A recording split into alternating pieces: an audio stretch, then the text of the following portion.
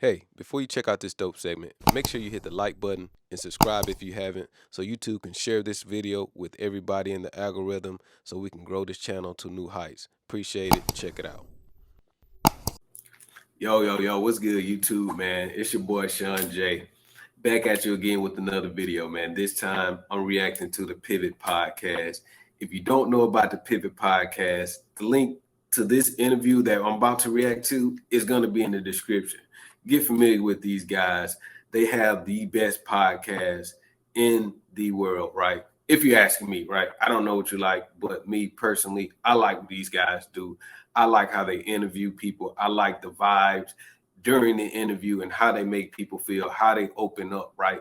And Travis Rudolph, this interview is just, it's one of those Michael Beasley type interviews, right? It's one of those, right, that helped this podcast go viral, when they first started. But this one here is really relevant to the time because Travis Rudolph is just coming off of a not guilty verdict on his trial where, four people came to his house at night to attempt to harm him and his family. And personally, he did what he had to do and land somebody down, injuring somebody else in order to save his family, make sure his brother, his mother, and his sister were safe. So Travis sat down with the Pivot Podcast guys, man, and was able to tell his story. So let's check it out, man. Come on, Travis, give it to us. Channing, myself, and Fred. Fred has already mentioned we don't condone gun violence. And as OGs, as uncles, and as three black men who truly care about the community, we need to start taking care of each other. We need to start valuing our own lives as we continue to fight the outside world to value us. We have to show that same value for ourselves. After midnight on April 7th, 2021, Travis Rudolph shot two men. He killed one of them and wounded the other. On the other side of this door, the Pivot sits down with Travis Rudolph. Ryan Clark In from Dateline 2014, NBC. you were rated the #1 receiver in the nation by Rivals. You were a 5-star. You chose Florida State over Bama, UM, I believe Ohio State, and Auburn. But I didn't hear UF in there. You didn't even look at the Gators, but you eventually became ACC All-American. You made All-Academic as a freshman while in Tallahassee.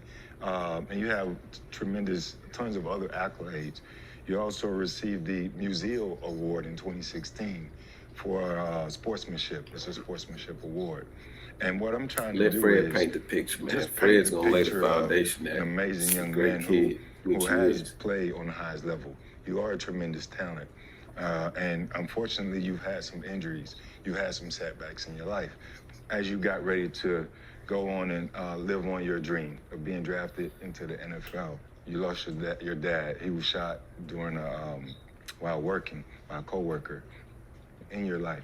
Could you go through those emotions as another situation where you've had to become stronger for yourself, your family, and kind of overcome imagine your dad all these getting different shot things that have been a week going on in before your the life? draft? My daddy, that was my rock, and he the reason why I'm playing football.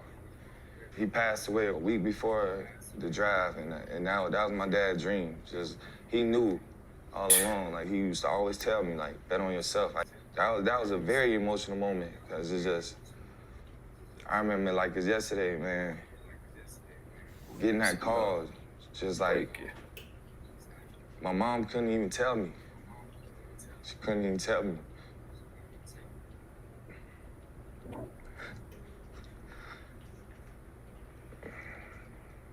Couldn't even tell me.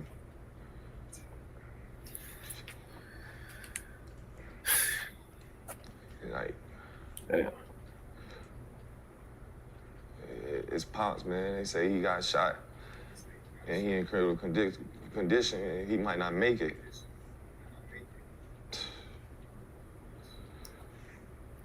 As you continue to push forward, you continue to accept, Before he even adjust, and move Took a forward. snap in the And that's league. what the pivot is. Now, And how Come did on, man. we get to this point to where you are no longer playing football? Basically, I played for the Giants. I signed as an undrafted free agent with the Giants. That was in 2017. And then in 2018, unfortunately, I had partially torn quad. And I missed a couple weeks during the training camp. Y'all know during the training camp, that's when you really got to get it in. I felt like I was cut short with that. And I got cut in 2018 after the preseason. And, He never got like a real legit shot. I got a call from my agent that the Dolphins wanted to have me to work out for them. I was excited for it, excited for the opportunity. Got there to the Dolphins, had a great workout. They signed me. I was going through practice, just routes on there. We doing routes on there. I had a curl route. I was on the left side. I had a curl route. I was super excited. You know what I'm saying? I'm trying to show it. Like I'm trying to get it in. And I had tore my ACL. I heard it pop. I come back inside. She got my phone in her hand, and that's what had led to her. You know what I'm saying? Sending her brothers over. But I really thought she was like bluffing though. You know what I'm saying? I can see that 4 dudes. Oh, let me pause that, man. So she sends her brothers over because she saw something in his phone. But she's married. I don't know what type of relationship they had going on, but hey man, she sent them over because Beating on your door. yeah. You know what I'm saying? Like, where does your mind She's still go in? free, by the way. No charges. Man, like when you facing it, it's like you just don't know. It's like a I don't know thing going on, right? I don't know what's finna happen. You know what I'm saying? Like in your head, you thinking like, wow, like my mom. You consider everybody else that you love. Like the moment It was not I working, decided bro. to grab my gun Not working was when I seen at all. one of those guys That's all pull I'm out his saying. firearm. And I just know, like you said, it's survival mode. So like, and I don't shoot those 39 times or retreat. Who knows? I really feel like me and my brother would have been dead, and possibly my mom. I really felt like she made an emotional decision. Not only about the Put dude my that mom at died, risk. family Please. shedding tears. Please. It's my mom. Feed It's trap. my mom. Like, I know my mama couldn't sleep even more. I know it. Every time I talk to her on that jail call, 15 minutes. I know it. First time even seeing her a year, being in the year, first time even seeing her. Video calls, you know what I'm saying? So it's just like with Dominique, it's like I don't forgive her, but I prayed on that too, like I'm at peace, you know what I'm saying? She broke the news to us. She like, tell Travis that the police want him to come outside soon, and I'll call y'all back to let y'all know when they ready to basically arrest you. And she was like, it's somebody's deceased, and she said somebody's in critical condition, and they got a warrant for your arrest, so you gotta come outside soon. So that's how I had found out about that. Yeah. What was the worst time for you? Worst time for me was 2 days before Thanksgiving. It's like it's your nephew, man. He got in a car accident last night, and unfortunately he passed away. And I broke down. I asked my cousin, like, cause she worked with the sheriff's office, and I'm like, cousin, can I go to the funeral? She said, I'm gonna try to work it out. That was the worst time for me. You was going through your thing, and therefore you couldn't help out your loved ones as well. And in your mind, what I did, I should not be in here. I should be able to help my people. Exactly. Damn. What are you doing now, bro, to make sure that you're in the right headspace so that you can be good? Enjoying every moment that I have. Like, man, like even with y'all, like, I thank God. Like, it's just relief, man, because it's like you said, like Fred said, when you in there and you in jail, it's like you have those moments where you like, damn, man, like when I'm ever gonna see freedom again, or when I'm ever gonna see the light again, like. My last question to you is, what was the moment like when you heard the verdicts read? It's just a relief. Like, Man. it's just like, I never won a championship. Like, I always wanted a state championship. I always wanted a national championship in college. I even wanted a Super Bowl.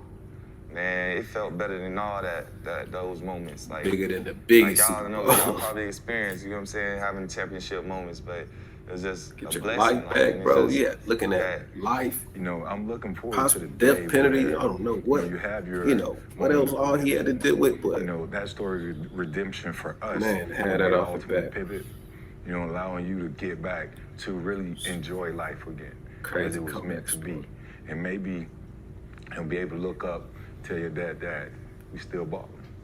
This is always therapy for us, you know, and if we can help you any way, shape, or form, reach out.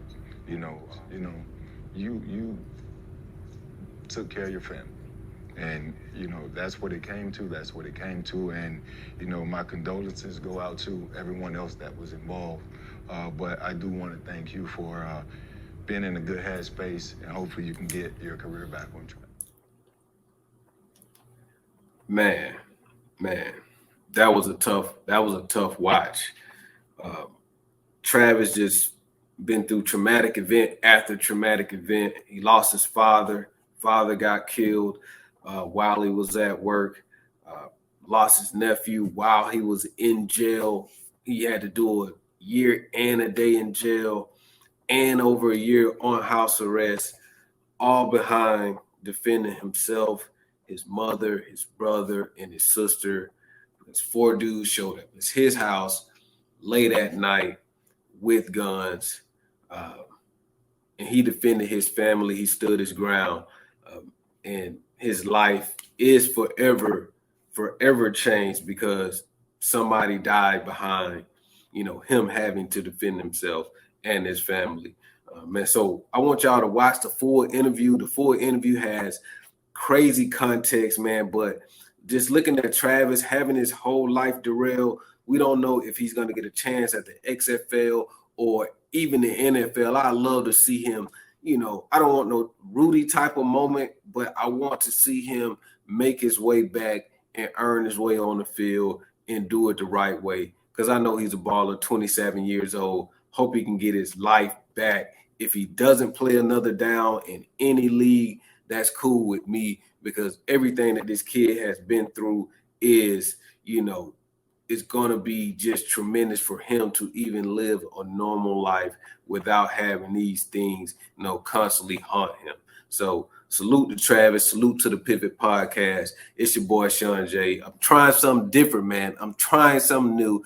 This is just, you know, a new type of reaction that I'm doing, man. But if you're rocking with it, man, like, comment, subscribe. Let me know, man. It's your boy ShonJ. More content to come. I'm out.